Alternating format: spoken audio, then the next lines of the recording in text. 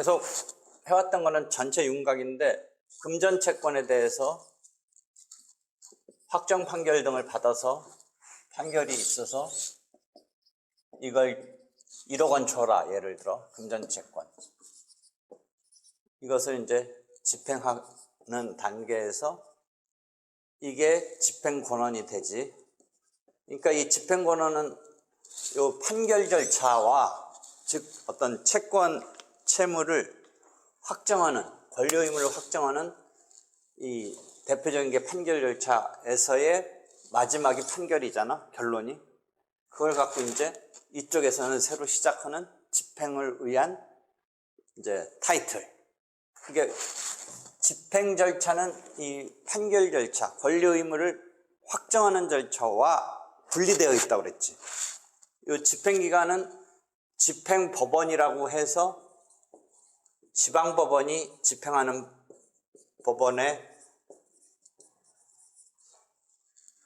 지금 설정되어 있는데, 이게 판결한 법원도 법원이라는 말 쓰니까 뭐 이게 무슨 차이인가 하지만 구별되는 거야. 이쪽은 판결을 하는 법원.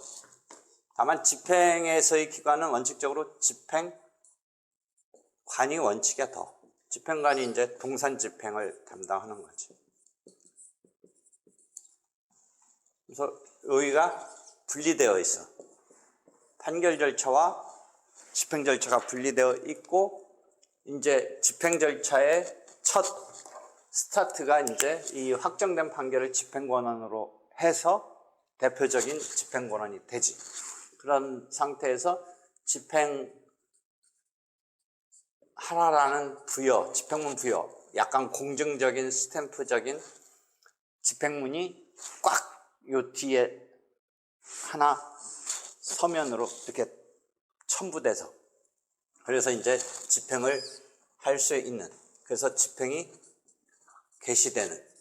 그래서 집행문 부여 단계에서 딱 그대로 판결문에 집행문이 부여되는 거. 그런데 집행문 부여 중에도 단순한 경우 말고 승계 집행문은 어떤 의미냐? 요 을이 갑한테 주라는데 판결문에는 을이 주는 이런 상황으로 적혀 있는데, 그 변동이 없이 을한테 집행하려면 그냥 집행문 단순한 거 받으면 돼. 단순한 거. 근데 이게 병으로 승계됐으면 여기다가 그냥 집행문을 부여해봤자 누구가 갚으라고 하는 것에 공정적으로 나가는 것이냐면 을에 대해서 나가는 셈이 되니까, 그걸 연결해 주는 게 승계 집행문이야. 연결해 주는 게. 그러니까 집행문 가서 보면 강제 집행 쭉 이제 넘어서 2편의 제2장, 지금 이 세 책 페이지로 60면, 목차부터 봐.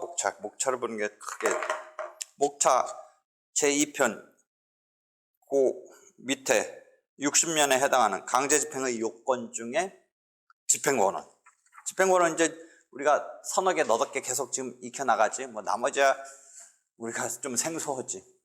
하여튼 각종의 집행권원이라고 그래서 확정된 판결. 그 다음에 그 집행문이 나오잖아. 그 목차를 보면. 그럼 집행문의 종류에 보면 78면 가서 보면 단순 집행문과 조건 성취 집행문이, 그 다음에 승계 집행문이. 그러니까 조건, 그 다음에 승계, 이건 원래 확정 판결의 내용이 조금 변형되는 거 내지는 승계가 된다든지, 즉 조건이 성취됐는지를 확인하고 나가야겠지. 승계됐으면 을과 갑 간의 그 확정 판결의 상황이 갑이 병한테 집행을 해야 되는 단계니까 그 집행문에서 승계한 것에 대한 집행문이 나가야 된다는 거지. 이해하겠지? 그래서 집행문이 나가는 거야. 그 다음에 집행문 부여가 되고 나서 집행을 이제 개시하는, 이건 일종의 집행 개시의 선행 단계지. 그래서 이제 집행을 개시하는데, 강제 집행 개시하는 단계에서의 요건도 우리가 보면 강제집행 요건, 개시의 요건 가서 또 보면 그 다음 쭉 내가 표 같은 거로 그려놔서 시험에 연수원성 시험에 자주 나왔던 게 쭉 해놨는데, 이행기가 도래한 것 중에 6-6번 봐봐.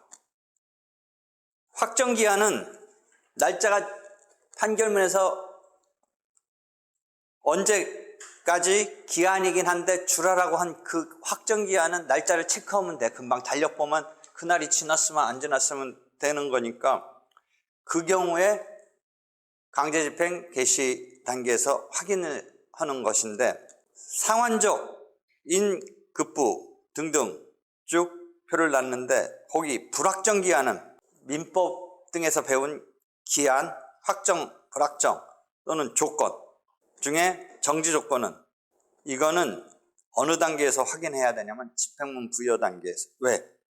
판단이 용이하지 않으므로. 제일 왼쪽 확정기한부는 그냥 날짜 달력 딱 보면 돼.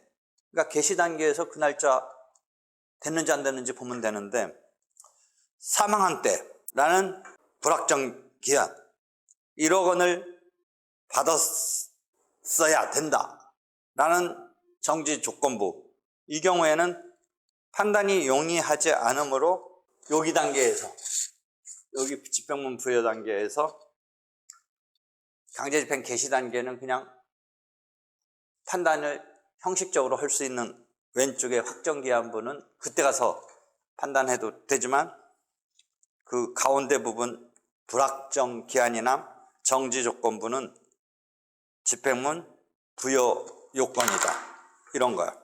앞에 집행문 부여 단계에서도 그런 표를 만들었는데, 다시 가서 5-25 직전에 가서 봐.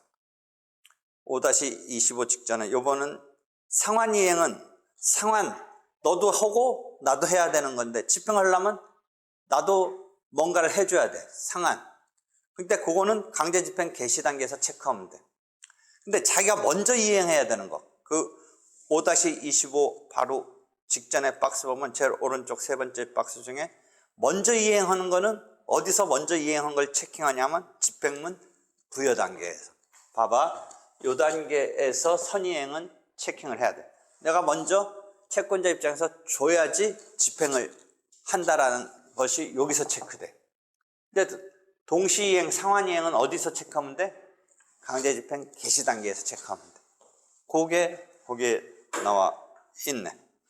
되겠지? 그런 게 많이 나와. 그렇게 해서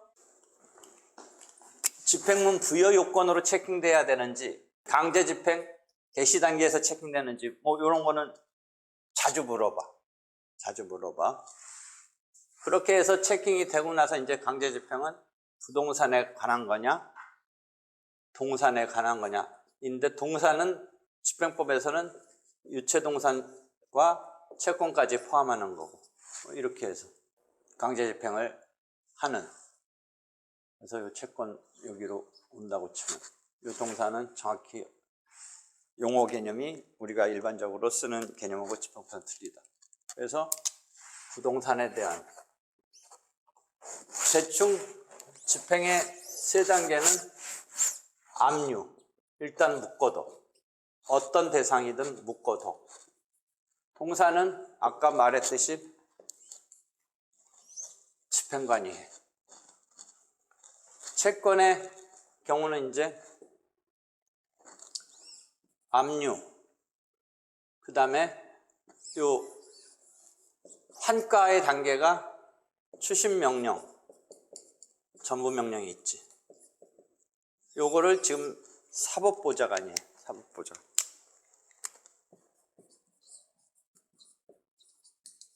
법원이긴 한데 정확히는 사법보좌관. 그래서 요 환가, 여기는 경매, 동산도 경매지, 그렇지? 요거 계속 동산의 경우는 집행관이 하고, 그건 이제 법원이 하는 거지. 법원. 그 다음에 배당해서 이제 변제, 돼서 마무리하는 변제, 배당. 이것도 배당. 요 채권은 추심 전무명령이 있고 채권자가 추심할 수 있는 권능. 채권자가 아예 그 채권에 양도받은 이런 식의 개념인 전무명령은 이제 특별히 배당이라는 개념이 있긴 있는데 그렇게 부각되는 건 아니지. 그렇게 해서 자기가 회수하는 거니까. 전무명령은 더더욱 전적으로 자기가 양도받아서 자기 채권처럼 받아내는 거니까 배당이라는 개념이 여기서 등장은 추심명령 등에서는 하기는 하는데 큰 부각되는 건 아니지. 이렇게 되는 거지. 그렇지? 그렇게 됐지. 여기까지가